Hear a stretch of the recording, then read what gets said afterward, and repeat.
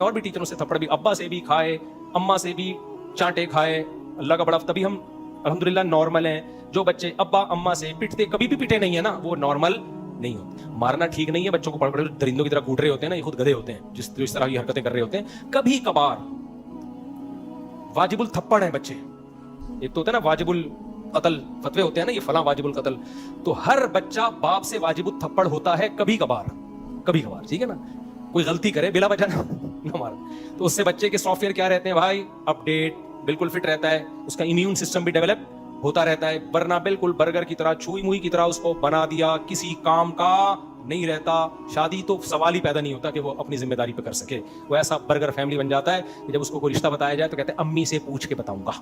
हमारे दोस्त ऐसे भी हैं, 35-35 साल के हो गए, कम वक्तों की शादी नहीं हो रही। मैंने कहा भाई शादी क्यों नहीं करते? कह रही अम्मी अभी राजी नहीं है, अम्मी से पूछ के बताऊंगा।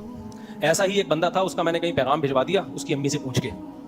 तो लड़की वालों के सामने जब वो अम्मी से पूछ के आया है ना, बैठा है, तो लड़की वालों ने कहा कैसे रखोगे बेगम को? उसने कहा भाई मेरी अम्मी सब फैसला करेंगी, अम्मी से पूछ के बताऊंगा। उन्होंने को अंदाजा हो गया कि इस घर में सास ने बहू का कचूमड़ निकालना है, सही है ना। जब सास बहू पे जुल्म करेगी तो ये किससे पूछेगा? अम्मी से पूछेगा।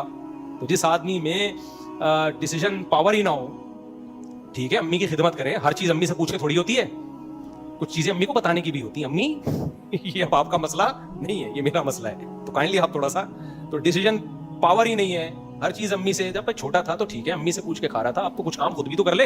अम्मी की खिदमत भी अम्मी से पूछ के नहीं कर, बगैर पूछे कर अम्मी की खिदमत, वरना अम्मी से खिदमत में भी अम्मी से पूछेगा वो।